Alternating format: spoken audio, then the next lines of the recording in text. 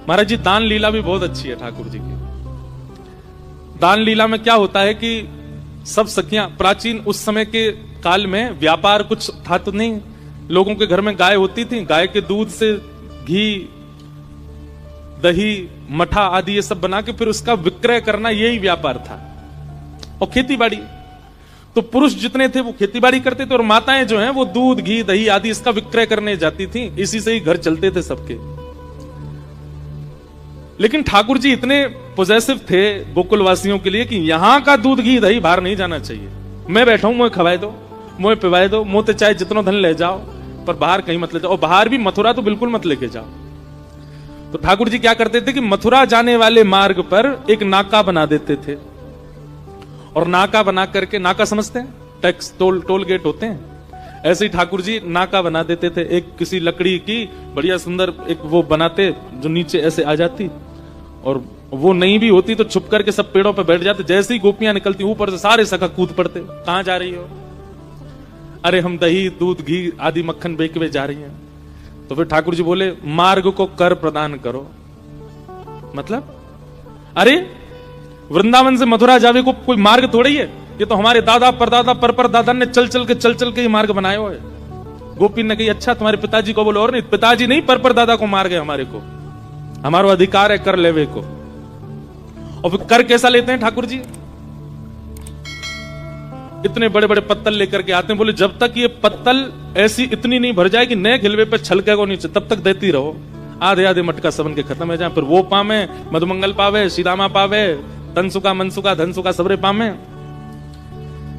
गोपियों का फिर व्यापार नहीं हो पाता, इसलिए गोपियां मार्ग बदल बदल करके जाती हैं कि कन्हैया नहीं मिल जाए रास्ता में। लेकिन अद्भुत है ब्रज की लीला, गोपियों को विक्रय भी करना है और ये भी चाहिए कि श्याम सुंदर रास्ते में आके रोकें। अगर गोपियों को मार्ग में ठाकुर जी नहीं मिलते और सही सलामत गोपियां पहुंच जाती हैं तो उनका मन नहीं लगता। कोई आकर के कहे हाँ दही कहा भाव दियो, अब तो जितना चाहिए ले जा। मतलब अरे भाव तो बता, कहां भाव चाहिए तो ले, नहीं तो चलो जा। अरे कछू तो बता कितने रुपया में, बोले कछू भी दे जा। क्यों ऐसे क्यों है रही है? आज श्याम सुंदर नहीं मिले, आज श्याम सुंदर ने भोग नहीं लगाया हमारे दही को, हमारे मक्खन को।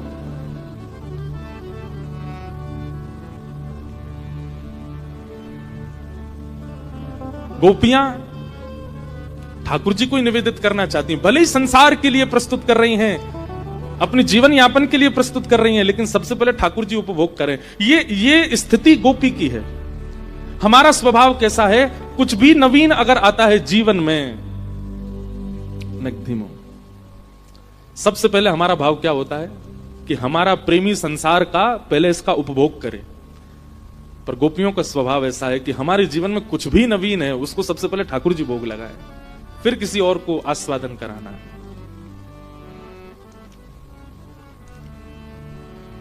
एक बार महाराज जी किशोरी जी आई और ठाकुर जी तो बोली तुम्हें शर्म ना आवे? ठाकुर जी बोले ना आवे। बोले तुम ऐसे गोपीन को रास्ता रोक करके उनके मक्खन को, दूध को, दही को सबको हरण कर लो, यहां में तुम्हें लज्जा ना होवे? ठाकुर जी बोले बिल्कुल ना होवे। बोले काउ दिना विधाता मिलेगा ना, बातें कहूंगी कि अगले जन्म में तुम गोपी बन के आई हो और तुम यहां से दही लेके जाया करोगे, मैं तुम बन के आऊंगी, मैं कृष्ण बन के आऊंगी, और तब तुम्हें रास्ता में पकड़ के कभी नोचूंगी, कभी तुम्हारे मटकिन में फोड़ूंगी, तब तुम्हें पता चलेगी हमें कितनी पीड़ा होवे। ठाकुर जी बोले अगले जन्म तक काई को प्रतीक्षा करो, कल ही कर लेते हैं। किशोर जी बोली कल ही कैसे करोगे? बहुत दिन बाद ये प्रसंग याद आया आज। तो ठाकुर जी बोले एक काम करो, अपने सब वस्त्र मुंह को दे जाओ, अपना श्रृंगार मुंह को दे जाओ, मैं कल किशोरी जी बन के आऊंगा और मैं अपनी पीतांबरी, अपनी पगड़ी, अपनो पटका, अपनी वंशी और अपनो सब श्रृंगार आपके दो, आप कृष्ण बन के आओ। ठाकुर जी, किशोरी जी बोली अकेले अकेले आना? अरे तो है ना मधुमंगल श्रीदामा, जे ललिता बन के आवेगो, ये विशाखा बने। ललिता जी बोली या तो ना दूंगी मैं अपने वस्त्र, नहावे ना धोवे। मधुमंगल बोलो हम बे तेरी रेंट निकलती रे। रेंट नहीं समझे होंगे, रेंट जानते हैं? यहां निकली रहती है ना, उसको कहते हैं रेंट ब्रज भाषा में। मधुमंगल बोलो हेरी विशाखा बड़ी इतरा रही है, रोज नहा के आवे, तेरी रेंट निकलती रे। ठाकुर जी बोले देखो लड़ो झगड़ो नहीं, मैं श्री जी के वस्त्र पहन के आऊंगा और मैं मटकी सिर पर धर के लाऊंगा और मधुमंगल हेकाई ललता बन के आवेगो, श्रीदामा विशाखा बन के आवेगो, तन सुखा मन सुखा धन सुखा, ये सब ये चित्रा सखी इंदु लेखा आदि सब बन के आवेंगे। और कल हम देखें, हमें भी अनुभव हो कि भाई तुम्हें कितना कष्ट होवे। श्री जी बोली देख लियो, जैसे जैसे आप करते हो बिल्कुल वैसे ही करूंगी मैं। ठाकुर जी बोले हाँ करियो। और अगले दिन आहा क्या छवि बनी है ठाकुर जी की। किशोरी जी पीतांबरी पहन के आई हैं, धोती पहन के आई हैं ऊंची, पामन में मोटे मोटे कड़ूला, जैसे एक गोप बालक पहनता है, एक गौशाला में गैया की सेवा करे वारो जैसे श्रृंगार करे, वैसे आज श्री जी श्रृंगार करके आई हैं। बगलबंदी पहन के आई हैं, ऊपर तो एक ऐसा पटका डालो है और कमर में एक कारी कमरी बांधी है ठाकुर जी की तरह, सिर पर टेढ़ी सी पाग बांधी है, पाग में सुंदर सुंदर पुष्प लगाए हैं, बीच बीच में पत्ता खोंच लिए हैं, वनमाली बन के जाते हैं ठाकुर जी। और यहाँ हाथ में लोमना, लोमना कहते हैं गैया का जब दूध निकालते हैं तो कई गाय पैर चलाती हैं, तो उनके पैर को बांधने की जो रस्सी होती है उसको लोमना कहते हैं। वो लोमना कंधा पे डाल करके श्री जी ठाकुर जी को रूप धारण करके आई हैं और बिल्कुल ठाकुर जी की तरह काजर लगा के नेक नेक ऐसे मीड लियो है, तो थोड़ा थोड़ा फैल रहो है जगह जगह से, जैसे ठाकुर जी बन के आते हैं। यहाँ पे एक डिटोना करके ठाकुर जी की तरह बिल्कुल श्री जी तैयार है कि आई है। मधुमंगल श्रीदामा फटे पुरानी लत्तान ने पहन के डोले, वैसी सबरी ललता विशाखा बन के आई हैं। किशोरी जी के रूप को दूर से ठाकुर जी देख रहे हैं और दूर से देख करके इतने आनंद में भर गए, आहा कितनी सुंदर लगे। और बिल्कुल ठाकुर जी की तरह ही चल रही हैं, जैसे ठाकुर जी टेढ़े मेढ़े है के चले, बेर बेर में ऐसे खड़े हो जाएं, पामन ने त्रिभंगी कर लें, ऐसी किशोरी जी बिल्कुल मानो श्याम सुंदर के रूप में आ जाई हैं। और सब सखियां भी बिल्कुल सबके भाव से, जैसे सारे सखा हैं वैसे सब बन बन के आए हैं। किशोरी जी आई, सब उनको देख करके आनंदित हो गए। लेकिन जैसे ही श्याम सुंदर आए, आहा लहंगा पहनो है, ऊपर सुंदर चुनरी डारी है, यहाँ पर एक क्या बोलते हैं उसको, यहाँ पर एक वो धारण के हैं, किशोरी जी टीका पहन के आए हैं, कानन में कुंडल झमक रहे हैं, चलें तो हाथन में सुंदर सुंदर ठाकुर जी ने चूड़ी पहनी है, पामन में पाजेब पहनी है।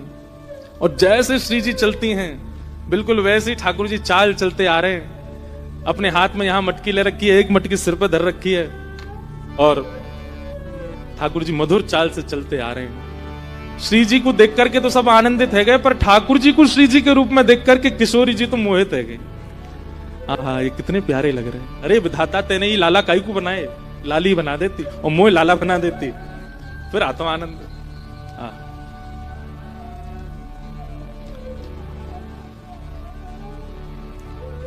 हमारे ब्रज में पद गाते हैं, जैसे ही ठाकुर जी निकले, श्री जी कमर पे हाथ धर करके और महाराज ठाकुर जी को देख रही हैं।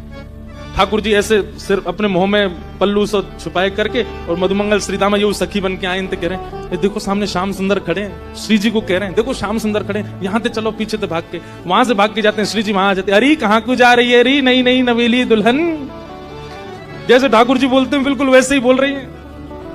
और ठाकुर जी वैसे ही संकोच कर रहे हैं जैसे श्री जी करती हैं। इतना सुंदर दृश्य प्रकट हुआ है वृंदावन में। इतने में गिलोल बोलते, क्या बोलते हैं उसको, आपके यहाँ क्या बोलते हैं, गिलोल बोलते हैं, ले करके श्री जी आई और ठाकुर जी को तक करके लियो, बोले मार दो, नहीं श्याम सुंदर ऐसा मत करियो, यहाँ में दही भरो, जल नहीं है, जल हो तो चलेगो, मेरो नयो वस्त्र है, भानु बाबा ने मुझको दियो है, सब बिगड़ जाएगा, कीर्ति में जा बहुत डांटेगी। नहीं आज तो भिगोंगो, आज तो पंचामृत स्नान कराऊंगा। श्री जी कर रही है लीला। ठाकुर जी भय करके भाग रहे हैं, तभी जाकर के श्री जी ने घेर लिए ठाकुर जी। अब अगर मैं श्री जी कहूं तो ठाकुर जी के रूप में जो श्री जी हैं उनको समझियो, ठाकुर जी कहूं तो श्री जी के रूप में ठाकुर जी को समझियो। श्री जी ने जाकर के एक सघन वन में घेर लिए ठाकुर जी, और जैसे ठाकुर जी पकड़ करके कभी नोच दें, ऐसे नोच रहे हैं, कभी केशन ने खोल रहे हैं, और ठाकुर जी बच बचा के भाग रहे हैं। बोले ऐसे तो ना करूं मैं, बोले अपने रूप में ही रहो, ये बीच में बोलना नहीं, जैसे रहते हो वैसे ही रहो। चारों तरफ से घेर लिया है सखियों ने ग्वाल रूप में, और बीच में किशोरी जी के रूप में ठाकुर जी तंसुका मनसुका सब सखी बनकर के बीच में घबरा रहे हैं, कांप रहे हैं, खड़े हैं, और चारों तरफ सब सखा अपने अपने डंडा ने लेके खड़े हैं। बोले अब बताओ कहां को जाओगे? मतलब हमारे ब्रज में पद गाते हैं, हमारो श्री जी गा रही हैं, ठाकुर जी के रूप में श्री जी गा रही हैं, और ठाकुर जी से कह रहे हैं, श्री जी कह रही हैं देखो नई साड़ी पहन के नयो नयो सो अंगया को ऐसी बढ़िया लग रही है, और भारी मटकी सिर पे लेके वाकू बचावे के काजे ऐसी संभल के चल रही है। घेर करके श्री जी बोल रही हैं, आहा कैसी चाल चले है, देखो ऐसी लगे कोई गजगाम नहीं चलती वही आ रही हो। ठाकुर जी को कह रही हैं, ठाकुर जी घूंघट करके, अरे छेल छबीले आ गए हो मार्ग में, ऐसे ऐसे दूसरे इनकी नारी इनको देखे करें। ठाकुर जी इतने में हाथ पकड़ेंगे, दूसरे इनकी थोड़े ही हो, आप तो हमारी हो, अपनी इनको तो देख ही सकूं मैं। ठाकुर जी घूंघट करके चल रहे हैं, तो श्री जी कह रही हैं, ऐसी श्यामा सखी बनकर के ठाकुर जी दही बेकवे जा रहे हैं, और किशोरी जी ने इतने परेशान किए, इतने परेशान, रोने लगे हाथ जोड़ करके। बोले आज के बाद परेशान नहीं करूंगा, आज माफ कर दो। तब श्री जी ने हृदय से लगाया, बोले नहीं नहीं, ये तो आपको सुख है, आपको विलास है। आप क्या सोचें कि इन गोपीन को मन ना करे कि आप बीच मार्ग में मिलो, इनको भी तो मन करे। ये तो केवल आपको एक लीला प्रकट करके सुख करावे के काजे ये लीला भाई। ऐसे प्रिया प्रियतम हमारी लीला करें। तो नौका विहार की प्रथम लीला दान से शुरू होती है। सब सखियां अपने घर के दूध दही मक्खन आदि बेकवे के काजे यमुना पार गई हैं, और यमुना पार जब गई तो वहां आज कोई खरीदवे वालों नहीं मिलो। ऐसी बारिश है रही होगी, सुनसान पड़ो होगा, देखो पार ऐसी कोई मिलो नहीं। खूब दूर दूर तक घूम आई। और आज एक और लीला भई कि किशोरी जी संग गई हैं। श्री जी हमेशा साथ ना जा में, श्री जी को आवश्यकता ही नहीं है दान करवे की, उनके घर तो भैया राजा की लाली हैं, लेकिन कभी कभी सखियन के साथ सुख लेवे के काजे। और सबसे बड़ी बात, श्याम सुंदर मिलेंगे, या हमारे श्री जी जामे।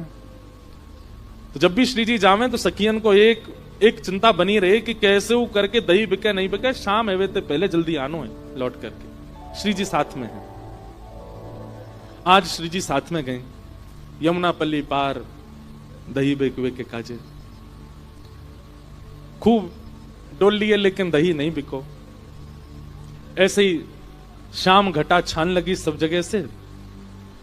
ललिता विशाखा बोली, भैया अब दही तो बिको नहीं है, दूध घी आदि सब हमारो रह गए हो, अब चलो वापस चले, शाम है रही है, और कीर्ति मैया ब्रजभानु बाबा बहुत डांटेंगे, जल्दी चलो।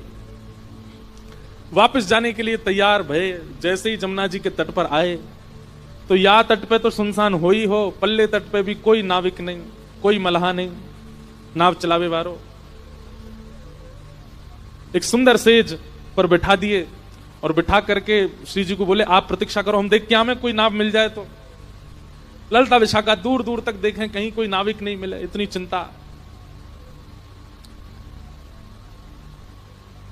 श्री जी की लीला में कोई भी अगर रुकावट आ रही हो तो ठाकुर जी को रोंगटे खड़े हैं लगे। ठाकुर जी को पता चल जाए श्री जी को कोई दिक्कत है। मानो श्री जी को मन है लगे कि भाई शाम घन बरसे, ये मेघ बरसने चाहिए तो मेघ बरसते हैं। श्री जी को मन हो कि धूप निकले, सर्दी ज्यादा है रही तो धूप निकलेगी। ठाकुर जी श्री जी के मन की इच्छा पूरी करने में तत्पर रहते हैं हमेशा। प्रेम का यही स्वरूप है, तत् सुखे सुखित्वम। नारद भक्ति सूत्र में श्री नारद जी कहते हैं, जिसमें हमारा प्रेमी प्रसन्न उसमें हम प्रसन्न। ठाकुर जी की यही योजना रहती है कि श्री जी को कोई श्रम ना हो। बंधुओं, ये कथा में जो हम प्रेम के सूत्र देते हैं ना, हमारा निवेदन है इनको आप ठाकुर जी से जोड़ा करो। हम प्रेम के सूत्र कही देते हैं, आजकल के लड़का लड़की एक दूसरे को भेजते हैं, देखो महाराज जी क्या कह रहे हैं। ठीक है, संसार में भी उसका लागू, आप उसको लागू कर सकते हो, पर हम उस भाव से नहीं कहते।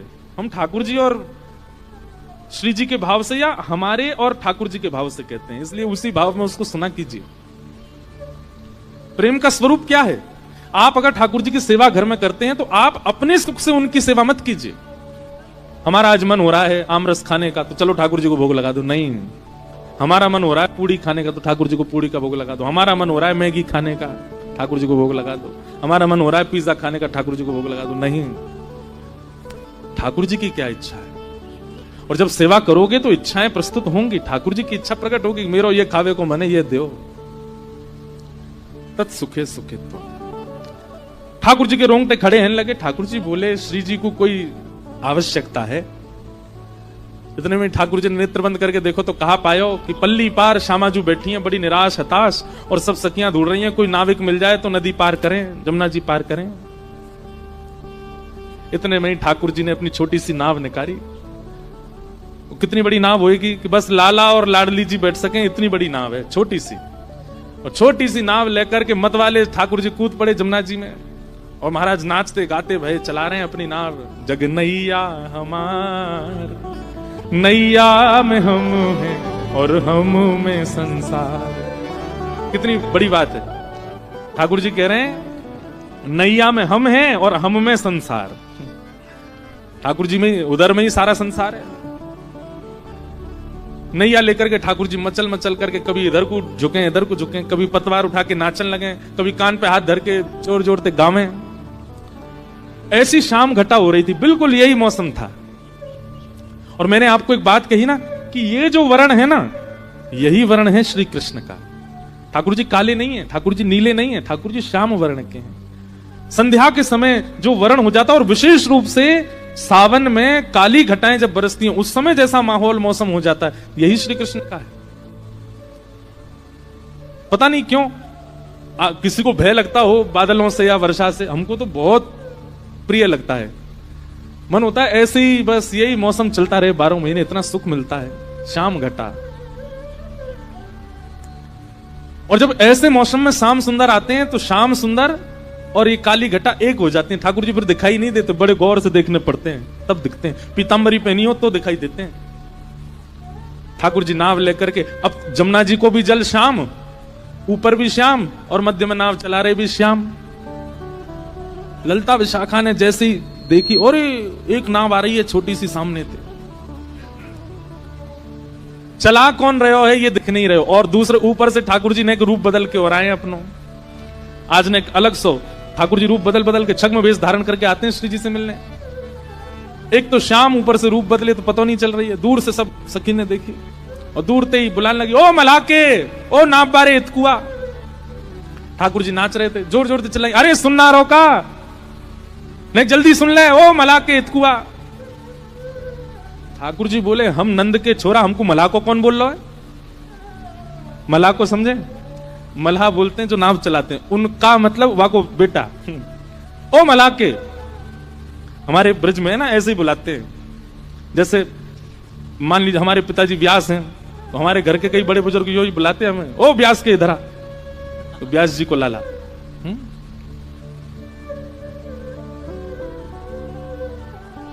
कोई पुरोहित का बेटा तो पुरोहित के इधर आ, मल्हा के।